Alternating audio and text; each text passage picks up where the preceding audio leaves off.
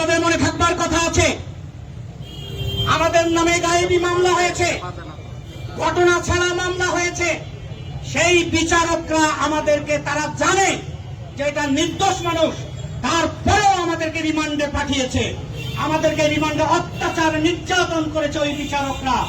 আজকে শুধু বলতে চাই, ওই বিচারকদের বিচার হতে হবে। আমরা বলেছি আমার বিচার তুমি করবা, তোমার বিচার করবে কে? আজকে তাদের বিচার করবার সময় এসেছে। ওই বিচারকদেরকে গ্রেফতার করে আইনের আওতায় এনে তাদের বিচার করার দাবি জানাচ্ছি। আমি আর একটি কথা বলে হয়তো বক্তব্য শেষ করতে চাই। মব নামের একটি শব্দ, এটার সাথে আমি কখনো পরিচিত ছিলাম না।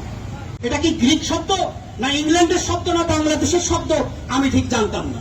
আমি কি লেখাপড়া কম করেছি, কম মেধাবী ছিলাম কিনা আমি জানি না, নাহলে মবের সাথে কেন আমার পরিচিতি হলো না?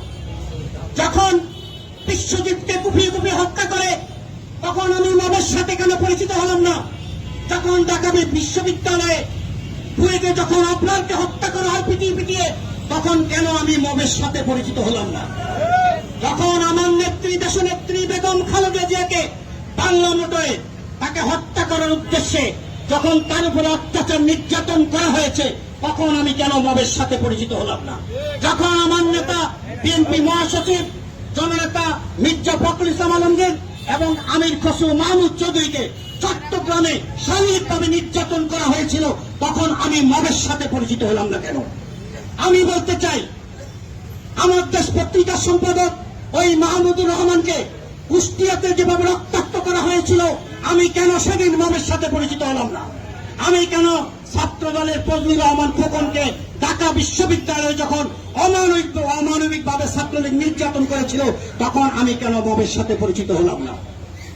আজকে ওই অপরাধীদেরকে ধরে এনে যারা পুলিশে দিচ্ছে, আজকের ওই সুশীলরা বলতে চেষ্টা করেছে বাংলাদেশে নাকি মব জাস্টিস চলছে।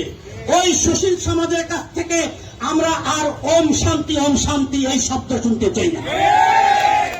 আমরা মনে করি বাংলাদেশে অবাধ সুষ্ঠু নিরপেক্ষ নির্বাচনের প্রত্যাশায় আজকে আমরা রাজপথে লড়াই করছি। আমরা এখনো সেই আন্দোলনের মধ্যে আছি। একটা সরকার যারা ছিল, অনৈতিকভাবে যারা রাষ্ট্র ক্ষমতায় ছিল, তারা ইতিহাস থেকে বিকৃতি করে দেওয়া হয়েছিল। আপনারা ইতিমধ্যে নিশ্চয় জানেন, যারা রাজাকার ছিল তাদেরকে মুক্তিযোদ্ধা বানিয়ে দেওয়া হয়েছিল, যারা মুক্তিযোদ্ধা ছিল তাদেরকে রাজাকার বানিয়ে দেওয়া হয়েছিল। একটা ইতিহাস হয়তোবা সকলের জানা নাও থাকতে পারে, আমি সেই বিষয়ে একটুখানি কথা বলি। আব্দুল মালেক উকিল নামের একজন ভদ্রলোক ছিলেন আওয়ামী লীগের, যিনি শেখ মুজিবকে ফেরাউন বলেছিলেন। ওনার একটা লেখনীতে আমি পেয়েছিলাম বাংলাদেশে শহীদের সংখ্যা কত। আমার নেত্রী, দেশনেত্রী বেগম খালেদা জিয়া যখন এই শহীদের সংখ্যা নিয়ে কথা বলেছেন, তখন দেশনেত্রী বেগম খালেদা জিয়ার নামে মামলা হয়েছিল, আপনাদের নিশ্চয় মনে আছে। ওই আব্দুল মালেক উকিল বলেছেন 71 সালে যুদ্ধ চলাকালীন সময়ে বাংলাদেশে জেলার সংখ্যা ছিল 19টি, তার মধ্যে বৃহত্তর নোয়াখালী জেলায় সর্বোচ্চ মানুষ মারা গেছে, তার সংখ্যা হলো 65,000।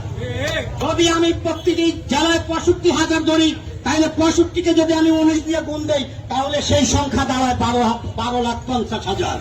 নিশ্চয় কোনোভাবে 30 লক্ষ ছিল না। কাজেই এটাকে ভুল ভ্রান্তি দিয়ে শেখ মুজিবুর রহমান 3 মিলিয়ন বলে এটাকে 30 লক্ষে পরিণত করেছে। বাংলাদেশে কোনোভাবেই 30 লক্ষ লোক মারা যায়নি। এটা তারা বিভ্রান্তি তৈরি করার জন্য ভুল ইতিহাস তৈরি করেছে বাংলাদেশে। আমাদেরকে সেই জায়গায় সচেতন থাকতে হবে। আর একটি কথা, 52 সালে ভাষা আন্দোলন হয়েছিল, 69-এ গণ অভ্যুত্থান হয়েছিল, 71-এ মুক্তিযুদ্ধ হয়েছিল, 90-এ স্বৈরাচার বিরোধী আন্দোলন হয়েছিল।